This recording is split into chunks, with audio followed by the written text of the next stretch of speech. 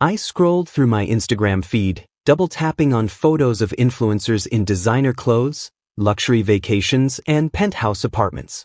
My own feed was curated perfection, carefully angled shots that made my life look more glamorous than it actually was. 21 years old, second year at a decent university, living in a modest apartment my parents paid for. I wasn't struggling. I was just bored and hungry for more. "You're so materialistic," my roommate laughed, watching me browse luxury brand websites I couldn't afford. "You know your parents work hard for that allowance, right?" "I know." I didn't look up from the Gucci bag I was coveting. "But why should I wait until I'm 30 to have nice things? Life's short. I want to enjoy it now." She shook her head. "Then get a job. Jobs are for people without better options." I closed my laptop. "Besides, I have a plan." That plan had been forming for months. I'd watched enough reality shows, read enough online forums. Rich older men wanted companionship, and more. Young attractive omegas wanted financial freedom. It was a perfect exchange, no emotions, just mutual benefit. I wanted designer bags, first-class travel, 5-star restaurants, and a life that looked as perfect as my Instagram feed suggested. And I wasn't ashamed of wanting those things. My parents' money covered necessities. I wanted luxuries. So I created a profile on an exclusive arrangement website. 21-year-old university student Omega seeking sophisticated alpha for mutually beneficial relationship. I posted my best photos, the ones that made me look expensive, desirable, worth investing in. The messages flooded in within hours. Most were crude, offering money for explicit services I had no interest in providing. But a few were intriguing, professional, promising the lifestyle I craved. I went on 3 dinner dates with potential sponsors that week. The first was a 40-something finance bro who spent the entire meal talking about his stock portfolio and checking his phone. Boring. The second was pushy, trying to grope me under the table before we'd even finished appetizers. Disgusting. The third never showed up. I was about to give up when I received a message from a profile with no photo. "I saw your profile. If you're interested in discussing an arrangement, meet me at Eclipse Lounge Friday at 8 p.m. Executive level. Ask for the Kong reservation." Eclipse Lounge. I'd heard of it, the kind of place where entry alone cost more than most people's weekly salary. The kind of place that screamed old money and power. Perfect. I showed up in my best dress, not too provocative, but elegant enough to signal I belonged in spaces like this. The host led me to a private section with floor-to-ceiling windows overlooking Seoul's glittering skyline. And there he was. Late 40s, maybe early 50s. Silver-streaked dark hair styled immaculately. A suit that was definitely bespoke, probably Italian. Sharp features that were more distinguished than traditionally handsome, but striking nonetheless. He radiated wealth and authority, the kind you couldn't fake. He stood when I approached. "Thank you for coming." His voice was deep, cultured, with a polished accent of someone educated abroad. I felt a thrill run through me. This was exactly what I'd been looking for. "Thank you for the invitation." I smiled, the one I'd practiced, warm but not desperate. "Though you have me at a disadvantage. You know what I look like, but..." Executive Kong. He gestured to the seat across from him. "Please." We ordered. He let me choose whatever I wanted without commenting on prices. Good sign. The wine he selected probably cost more than my monthly allowance. Better sign. "So," he said once our food arrived, "tell me about yourself." I'd prepared this speech. "I'm 21, studying communications at university. I enjoy art, fashion, travel, the finer things in life. I'm honest about what I want, which is why I'm here." I met his eyes directly. "I'm not interested in pretending this is romance. I like nice things. I like being taken care of. And I assume you're looking for companionship without the complications of a traditional relationship." Something flickered in his expression. Surprise? Disappointment? I couldn't tell. "Very direct," he said finally. "I don't see the point in playing games. We're both adults. This is a transaction. My time and company for financial support.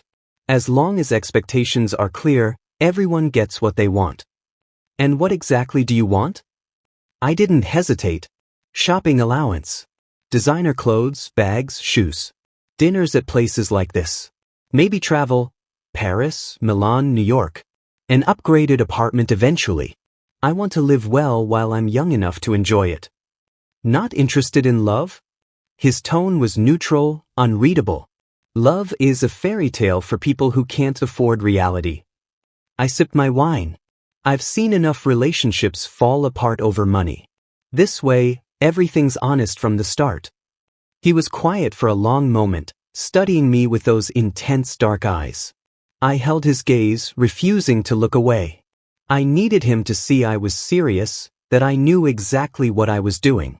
I'm recently widowed, he said finally. 3 years ago. My wife was my bonded mate for 20 years. My children are grown. My eldest is 26, my youngest 23. I processed this. His children were older than me. That should have felt weird, but mostly it just felt convenient. No risk of emotional complications when his family was already established. I'm sorry for your loss, I said, because it seemed appropriate.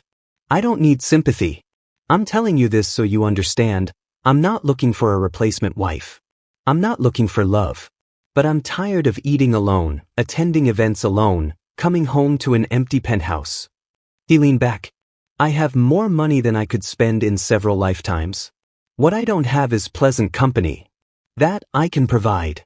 Here's what I'm offering, a monthly allowance of 15 million won for personal expenses.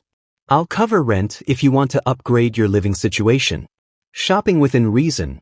I'm not interested in sponsoring shopping addiction, but quality items are fine.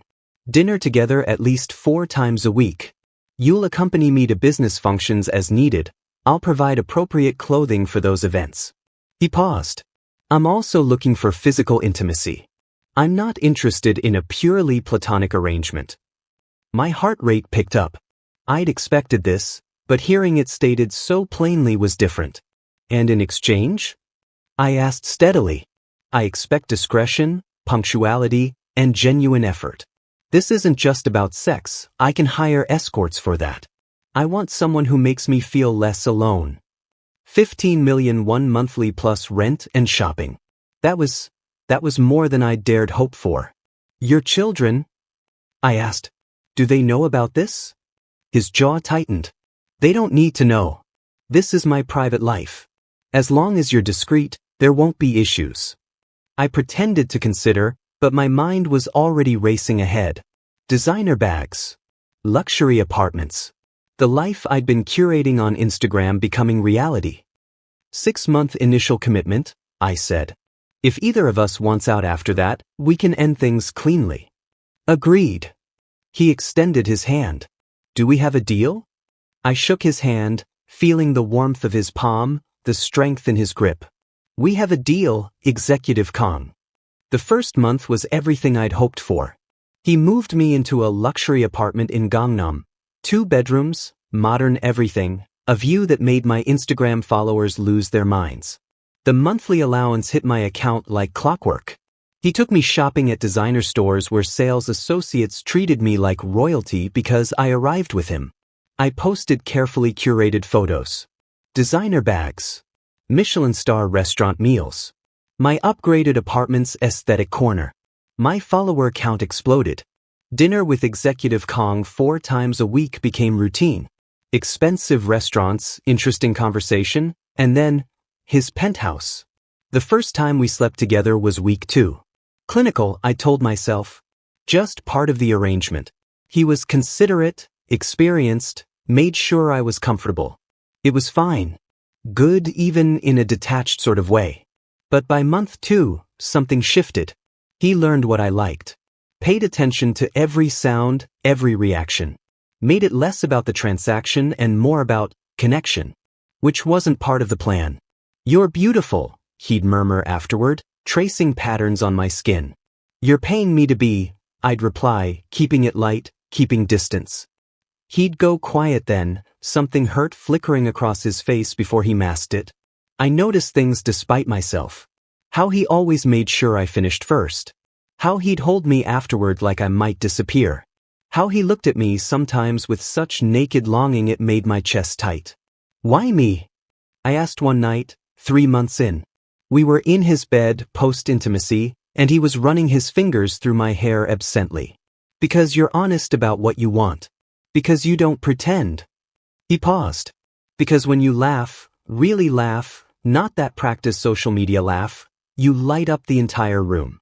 Don't, I warned. Don't what? Don't make this romantic. This is business. Is it? His voice was soft. Are you sure? I pulled away, sitting up. Yes. I'm here because you pay me. That's it. Then why do you stay after? Why do you ask about my day? Why do you remember I like my coffee black with 1 sugar? Because good service gets repeat customers, I said coldly, hating the way he flinched. But lying in my designer sheets that night, I couldn't stop thinking about the hurt in his eyes. Month 4 I started feeling off. Nauseous in the mornings. Exhausted despite sleeping well. My heat was late, but I was on suppressants, had been for years. You look pale, Executive Kong observed at dinner. Are you feeling all right? Fine. Just tired from classes. But I wasn't fine. A week later, when the nausea hadn't stopped, I bought a pregnancy test. 3 tests actually, all positive. I stared at the little pink lines, my entire carefully constructed world tilting sideways. Pregnant. I was pregnant with my sugar daddy's baby. With a man whose children were older than me. A man I was supposed to keep at emotional distance. This can't be happening, I whispered to my bathroom mirror. This wasn't supposed to happen. My suppressants had failed. Or I'd missed a dose. Or the universe was punishing me for being materialistic and shallow. I had dinner with him that night, knowing I had to tell him, but terrified of what would happen next. You're quiet tonight, he observed. Just thinking. About. I looked at him, really looked. At the silver in his hair. The kindness in his eyes despite how coldly I treated him. The way he looked at me like I was precious, even when I kept insisting I wasn't. I need to tell you something, I said, my voice shaking.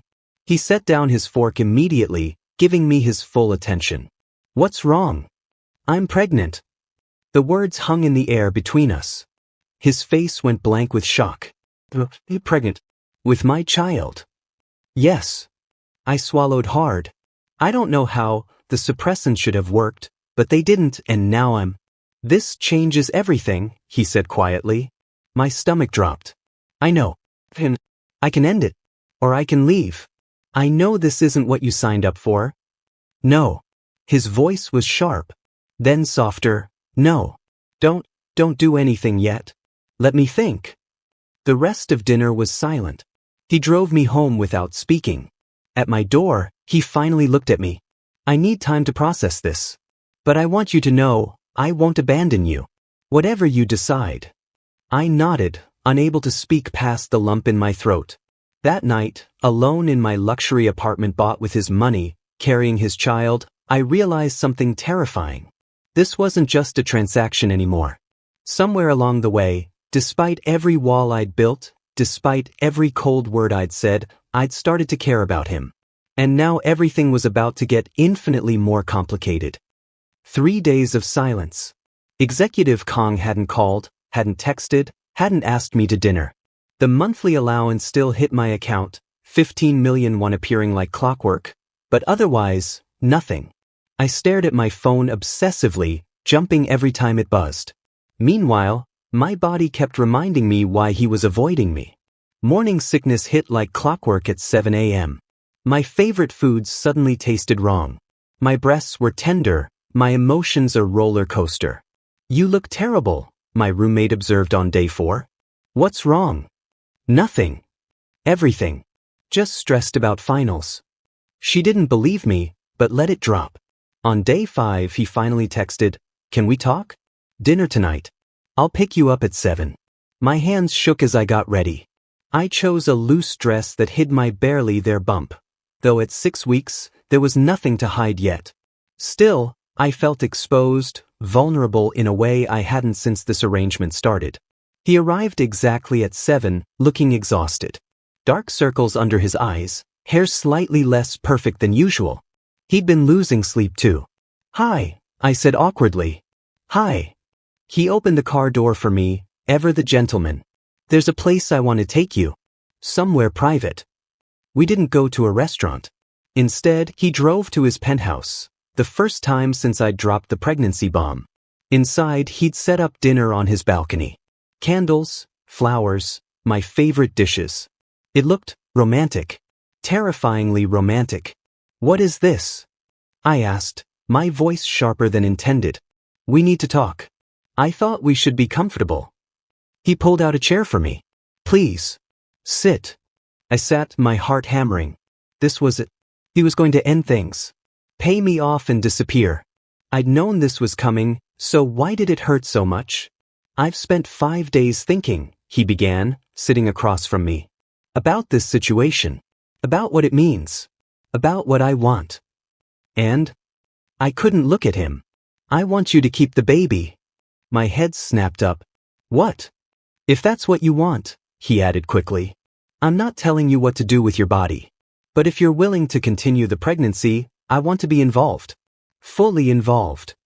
"Executive Kong. Stop calling me that." His voice was intense. "Please.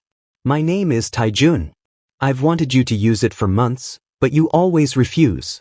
But if you're carrying my child, I need to hear you say my name at least once." Taijun. It felt strange on my tongue. Intimate. This wasn't part of the arrangement. "I know." He reached across the table, taking my hand. I didn't pull away. But arrangements change. Circumstances change. "I'm asking you to let me do this properly." "What does that mean?" "Move in with me. Into the master suite, not the guest room. Let me take care of you through this pregnancy. We'll figure out everything else as we go." I stared at him. "You want me to move in? Like a real relationship?" "Yes." His thumb stroked the back of my hand.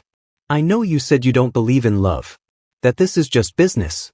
But I'm 50 years old, and I've learned that life is too short to pretend. I care about you. Deeply. And whether or not you feel the same, that baby is mine, and I want to be there for both of you." "Your children," I whispered. "They're going to find out." His jaw tightened. "I know. And we'll deal with that when the time comes. But right now, I'm asking you, will you let me do this? Will you give us a chance?" I should have said no. Should have kept my distance, maintained the transaction. But sitting there with his hand holding mine, with his child growing inside me, I couldn't. "Okay," I breathed. "Yes."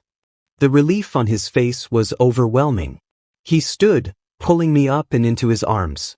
"Thank you. Thank you." I let myself lean into him, breathing in his cedar scent, feeling safe for the first time in 5 days. That night we slept together, but just sleeping.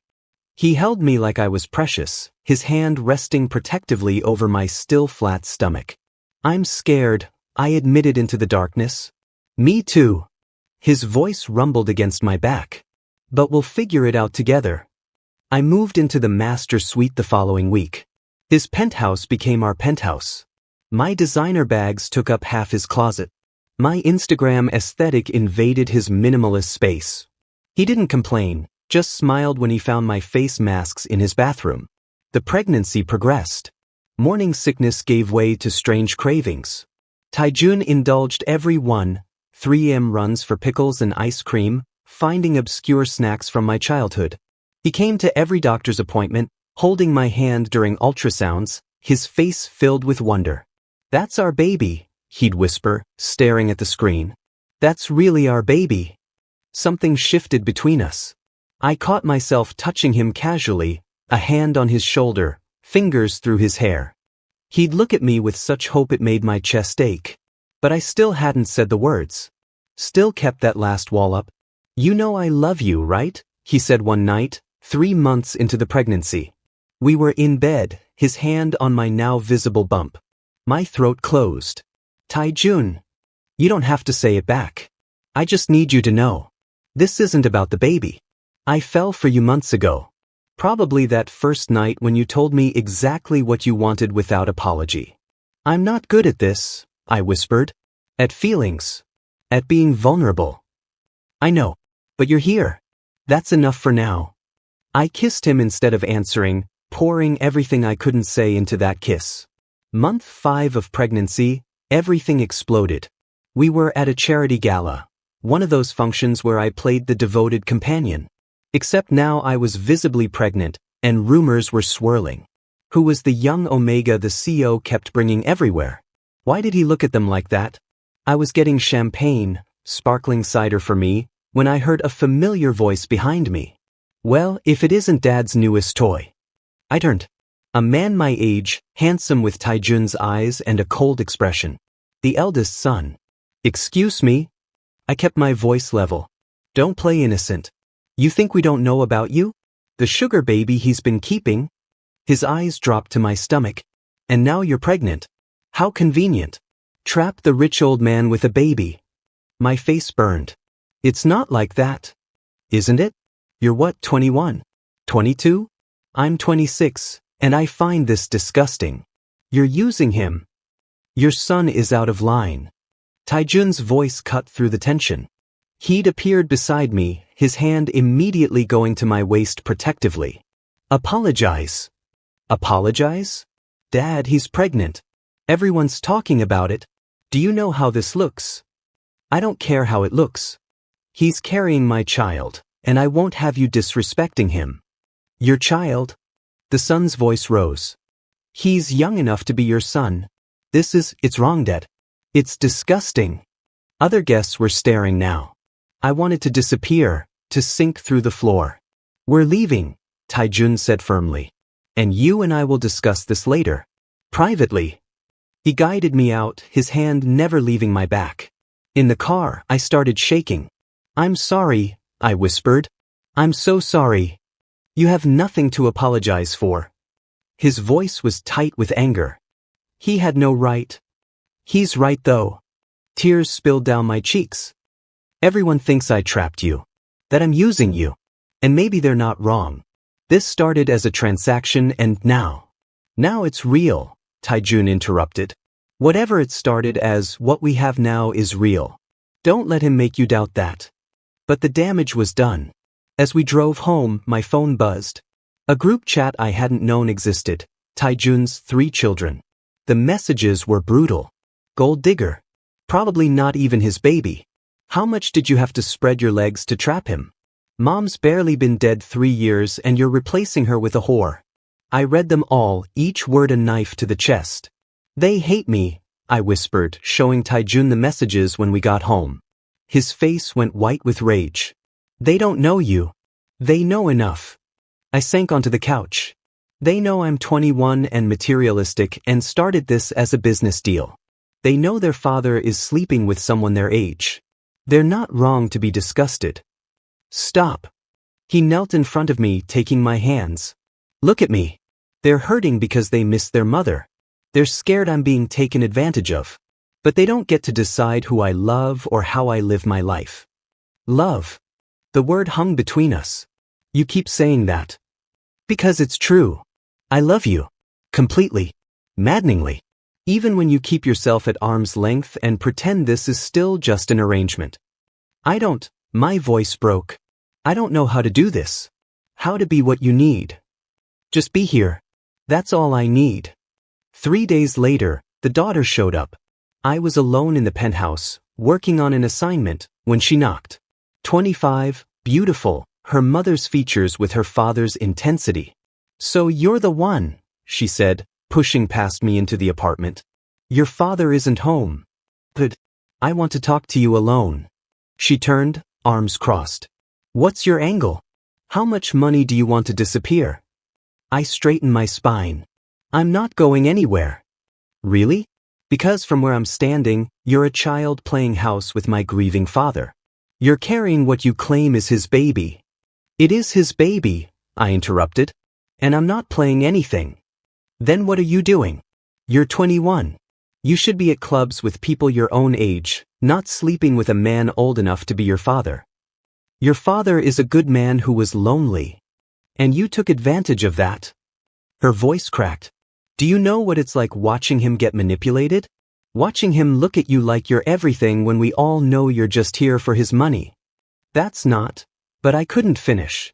Because she wasn't entirely wrong. That's exactly how this started. Leave him, she said quietly. Please. I'll pay you myself. Name your price. Just let him go before you destroy him. I love him, I whispered, the words escaping before I could stop them. We both froze. What? Her eyes narrowed. I love him, I repeated, louder this time, admitting it to her, to myself. I didn't mean to. This was supposed to be simple. But I fell for him anyway. You're lying. I'm not. Tears streamed down my face. I know what this looks like. I know everyone thinks I'm using him. But I love him. And I'm terrified because I don't deserve him and I don't know how to be what he needs and your whole family hates me. I broke down completely, sobbing. The daughter stood frozen, clearly not expecting this. I should leave, I finally managed. You're right. This is wrong. All of it. Wait. Her voice was softer now. Are you actually serious? You really love him? I nodded, unable to speak. She studied me for a long moment. This is still weird. And wrong. And I don't like it. But, she sighed. If you hurt him, if this is some con, I will destroy you. Understood. When Taijun came home, he found us sitting awkwardly in the living room, not talking but not fighting either. What's going on? He looked between us, alarmed. We talked, his daughter said, standing. And I'm still not okay with this. But, she looked at me. Maybe I was wrong about some things. Maybe. After she left, Taijun pulled me into his arms. What did you say to her? The truth, I whispered into his chest. That I love you. He went very still. What? I pulled back to look at him. I love you. I tried not to. I told myself this was just business. But I love you, and I'm terrified, and I don't know what I'm doing. His eyes filled with tears. Say it again. I love you. He kissed me desperately, like he'd been waiting his whole life to hear those words. And maybe he had. 7 months pregnant, and I could no longer hide anything. My belly was round and obvious, stretching the designer clothes Taijun kept buying me.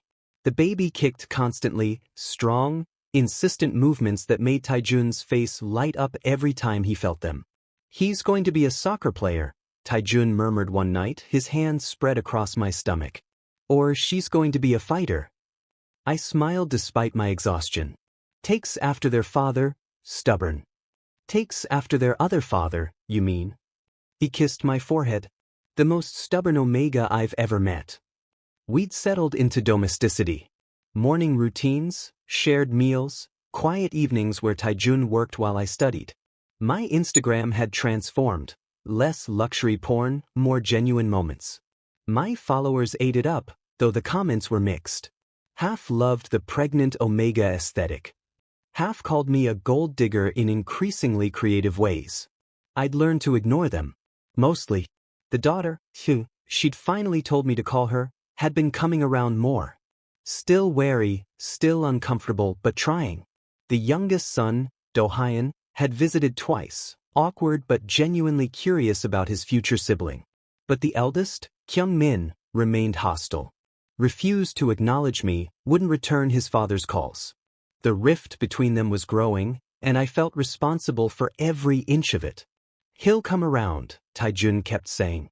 But I heard the hurt in his voice. Then came the hospital scare.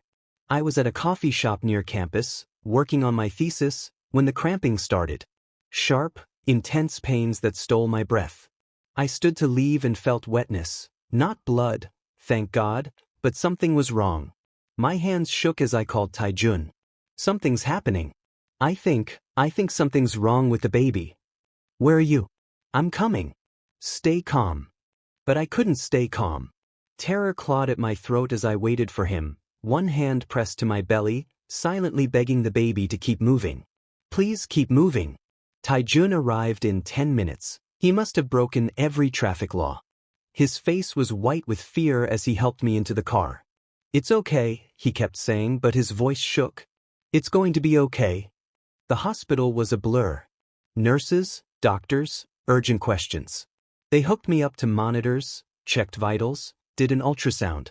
Taijun held my hand so tight it hurt, but I didn't complain. Stress-induced contractions, the doctor finally said. The baby's fine, but you need complete bed rest. No stress, minimal activity. Your body is telling you to slow down. Relief crashed over me so hard I started crying. Taijun pulled me against his chest, his own tears soaking into my hair. I thought we were losing him, he whispered. I know. Me too. That night, back in the penthouse with strict orders to rest, reality hit me fully. I was 21, pregnant with a 50-year-old man's baby, with his adult children who hated me, facing a future I hadn't planned for. What if I'm a terrible parent? I asked Taijun in the darkness. What if I mess everything up? Then we'll mess it up together. His hand found mine. You're not alone in this. Your children think I trapped you. My children are learning that life doesn't fit into neat boxes. He propped himself up on one elbow, looking down at me. Seo Yoon is trying. Do-hyun is curious.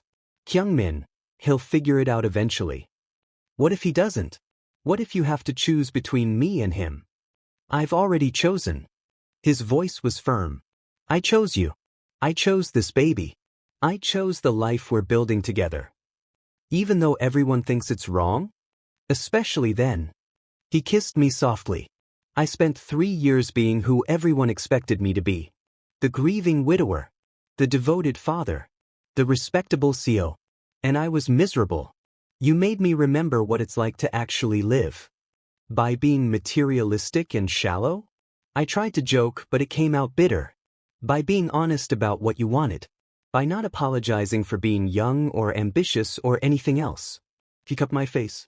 You taught me that it's okay to want things just for myself. That's not shallow. That's human. I wanted to believe him. But guilt still gnawed at me.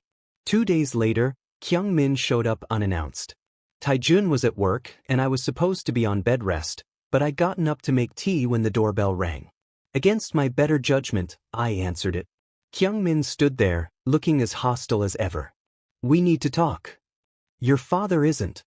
I know. I want to talk to you. He pushed past me into the apartment.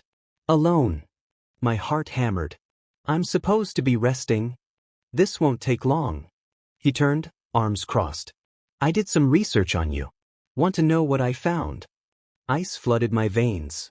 What? Your social media history. Before you started dating my father. All those posts about wanting luxury, about finding a rich man, about how love is for people who can't afford better. His eyes were cold. You literally posted about finding a sugar daddy 3 weeks before you met my father.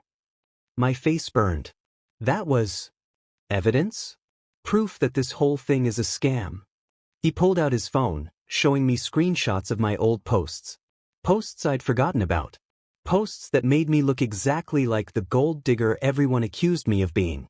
I was stupid and immature. You were honest. Just like you claim to be now. He stepped closer. So here's what's going to happen. You're going to take the money my father's already given you and disappear. Because if you don't, I'm going to show these to everyone. The media. His business partners. Every single person in his life. I'll destroy your reputation so completely that even he won't be able to defend you. You can't, but my voice was weak. Because he could. Those posts were real. That had been who I was. Can't I? Try me. He moved toward the door. You have 1 week. Leave him, or I expose everything.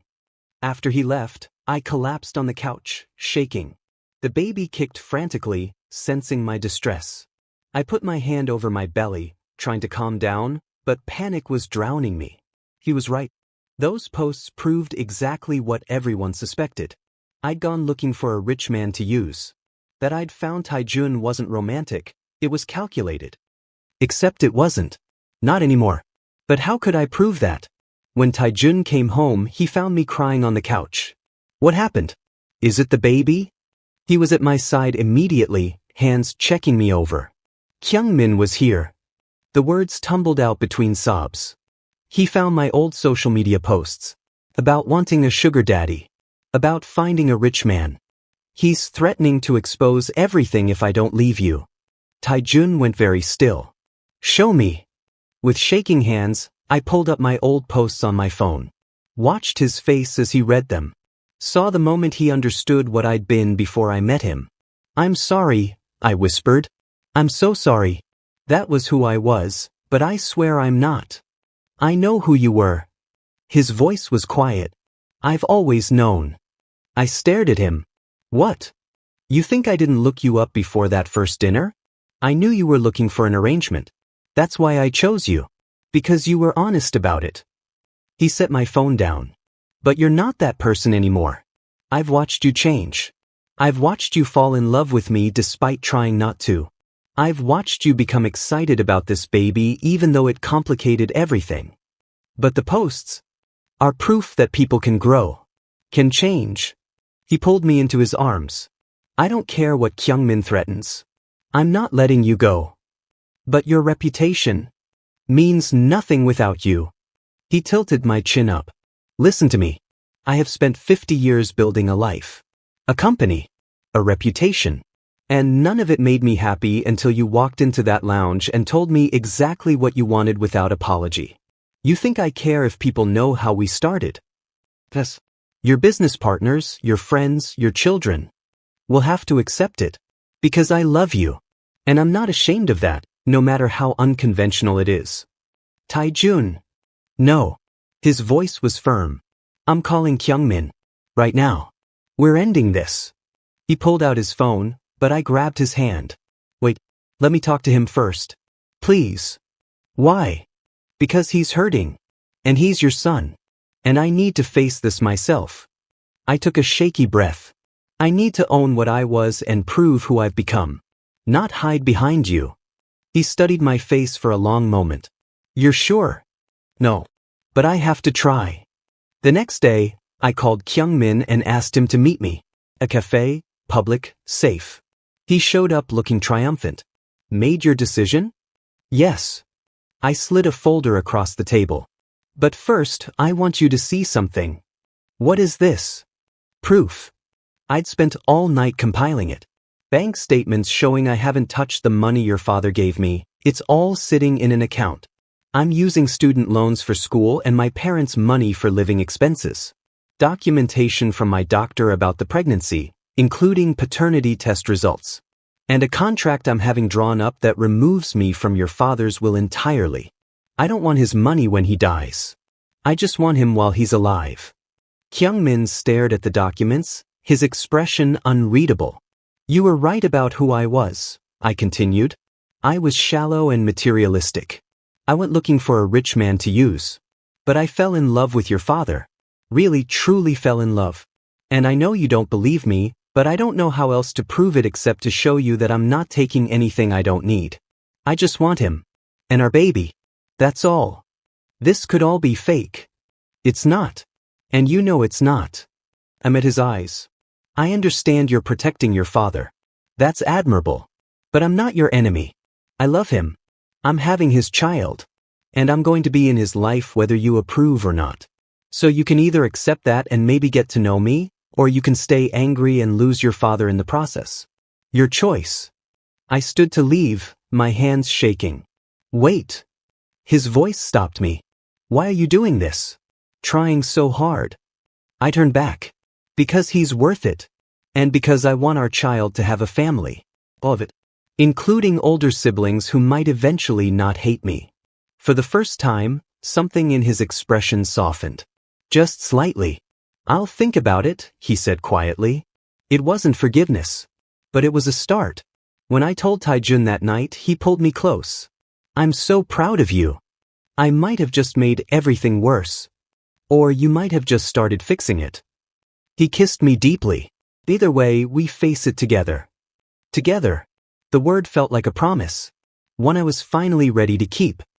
9 months pregnant, and I felt like a whale in designer maternity wear. The baby was due any day. My ankles were swollen, my back ached constantly, and I couldn't see my feet anymore. But Taejun looked at me like I was the most beautiful thing he'd ever seen. Stop staring, I muttered, trying to get comfortable on the couch. Can't help it. He knelt beside me, rubbing my feet. You're carrying my child. You're gorgeous. I'm enormous.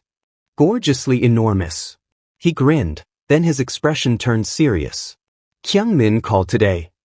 My heart jumped. And? He wants to meet. All of us together. Dinner at his place. He said. Taejun paused.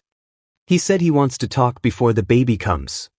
I'd been waiting 3 weeks since our cafe conversation. 3 weeks of silence that felt like eternity. When? Tomorrow night. If you're feeling up to it. I wasn't sure I'd ever feel up to facing all 3 of Taejun's children together. But I nodded anyway. Let's do it. The next evening, we stood outside Kyungmin's luxury apartment. I wore the only dress that still fit, one hand pressed to my aching lower back, the other clutching Taejun's arm. Whatever happens, he murmured, we leave together. The door opened. Kyungmin stood there, expression unreadable. Come in. Inside, Seo-yoon and Do-hyun were already there. The apartment smelled like home cooking, surprising. I'd expected catered food or restaurant takeout. I made dinner, Kyungmin said, catching my look. Mom's recipes. Seemed appropriate. We sat at his dining table, tension thick enough to cut. Plates were passed in uncomfortable silence. I picked at my food, too nervous to eat, while the baby kicked my ribs relentlessly. Finally, Kyungmin spoke. I've been thinking about what you said. About proving you're not here for money. Kyungmin, Taejun started, but his son held up a hand. Let me finish.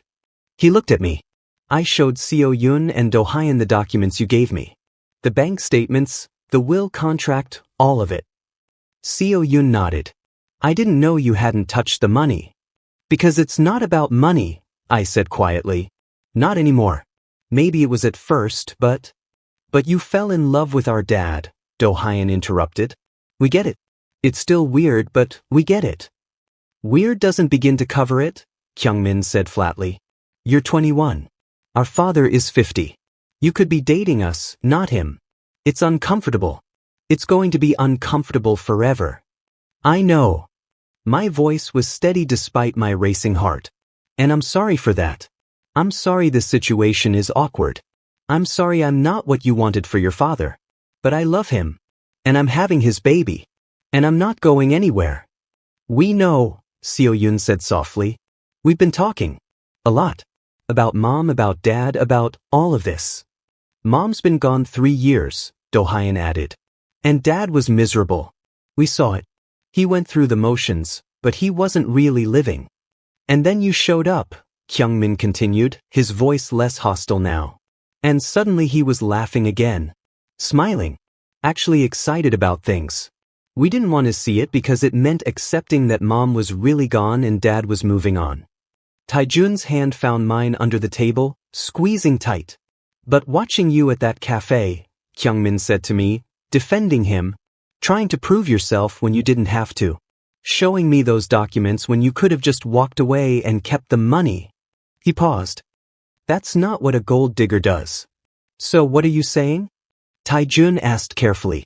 I'm saying this is still weird. And uncomfortable. And I still don't fully understand it. Kyungmin looked between us. But I don't want to lose my father over it. And if you make him happy then, I need to try to accept that.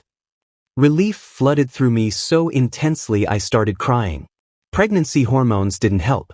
I'm sorry, I sobbed embarrassed. I can't stop crying these days. Everything makes me cry. Commercials, dropped forks, kind words. Seo-yoon actually smiled. That's normal. I have friends who were pregnant. They cried at everything. I cried because the grocery store was out of pickles last week. I admitted through tears. Do-hyun laughed, actually laughed. Did dad drive to 5 different stores to find them? 7 stores. Taejun grinned. At midnight. That's ridiculous, Kyungmin said, but the corner of his mouth twitched. Almost a smile. The tension began to ease. We ate dinner, conversation flowing more naturally. They asked about the baby. Did we know the gender? We decided to be surprised. Had we picked names? Still debating. Was I scared? Terrified. What about school? Seo-yoon asked. You're still in university, right? Taking next semester off, then going back part-time. I'd been stressed about this decision. I want to finish my degree. Your father is hiring a nanny to help when I'm in class. Good. She nodded approvingly. Education is important. Mom always said that. The mention of their mother created a moment of silence. Taijun's hand tightened on mine. Can I ask something? I ventured carefully. About your mother? They all looked at me warily. I'm not trying to replace her. I know I never could. But I'd like to know about her. So I can tell the baby someday. About their older sibling's mother. About the woman your father loved for 20 years. Taijun's eyes filled with tears. Kyungmin was quiet for a long moment. Then, she was a researcher. Biochemistry. Brilliant. She used to say Dad was the business genius and she was the science genius, and together they were unstoppable. She made terrible jokes, Do-hyun added. Like, truly awful puns that made everyone groan. And she couldn't cook to save her life, Seo-yoon said with a sad smile. Burned water once. I don't know how, but she managed it. They spent an hour telling stories. I listened, laughing and crying, learning about the woman who'd come before me.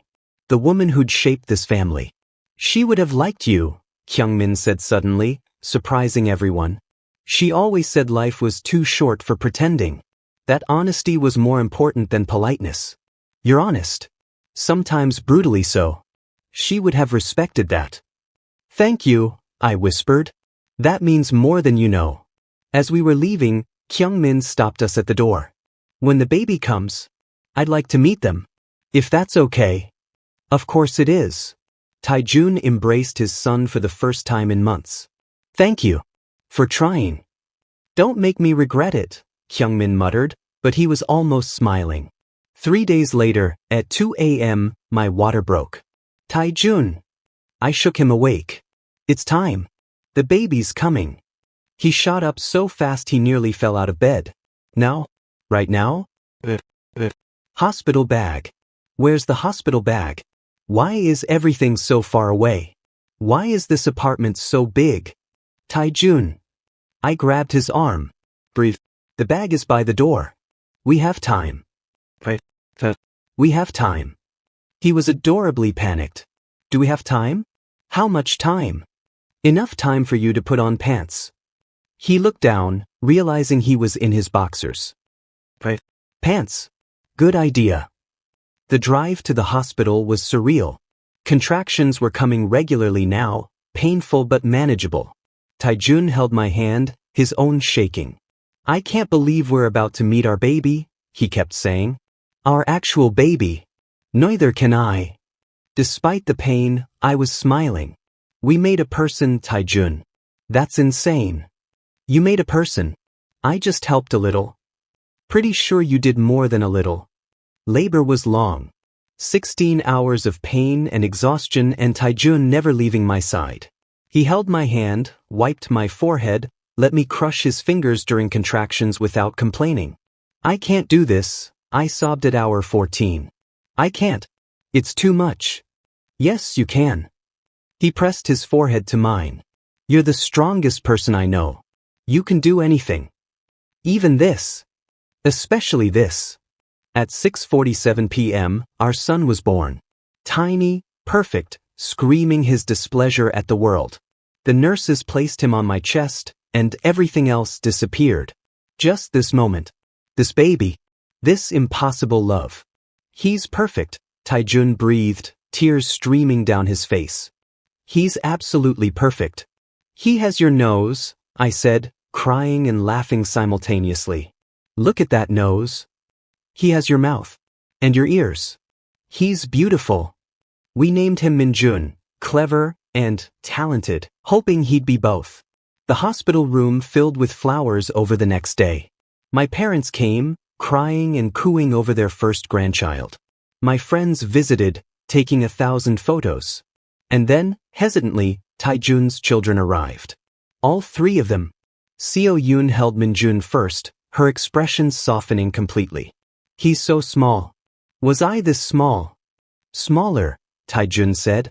You were tiny. Do-hyun was next, awkward but gentle. Hey, little brother. I'm Do-hyun. I'm going to teach you soccer and embarrass you in front of your friends. Then Kyungmin. He stared at Minjun for a long moment, something shifting in his face. I have a baby brother, he said quietly. I actually have a baby brother. You do. I watched him carefully. And he's lucky to have you.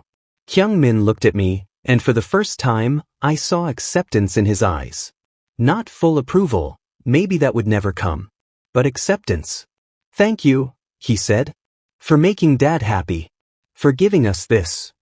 2 years later, everything had changed again. I'd finished my degree, graduated with honors while juggling a toddler. Minjun was walking, talking, destroying everything in his path with the confidence of someone who'd never known anything but love. My Instagram had transformed completely. Still popular but genuine now. Real moments, Minjun's first steps, family dinners with Taejun's children, late-night feedings and messy living rooms. People followed for the honesty, not the luxury. Though the luxury was still nice. I wouldn't lie about that. Taejun and I had made it official, a small bonding ceremony with both our families present. Even Kyungmin attended, giving a speech that was only slightly awkward about how wrong he'd been about me. I thought you were using my father, he'd said. Turns out you were saving him. Us too. This family needed you, even if we didn't know it. Now, watching Taejun play with Minjun in our living room while Seo-yoon, Do-hyun, and Kyungmin argued over a board game, I felt something I never expected. Complete happiness. What are you thinking? Taejun asked, catching me watching them. That I was so wrong about everything. I sat beside him, Minjun immediately climbing into my lap. About love, about family, about what matters. And now I know. I kissed him softly. This is what matters. All of this. No regrets about the unconventional path? I looked around our chaotic, imperfect, beautiful life. At the family we'd built from an arrangement that should never have worked. Not a single one. And I meant it.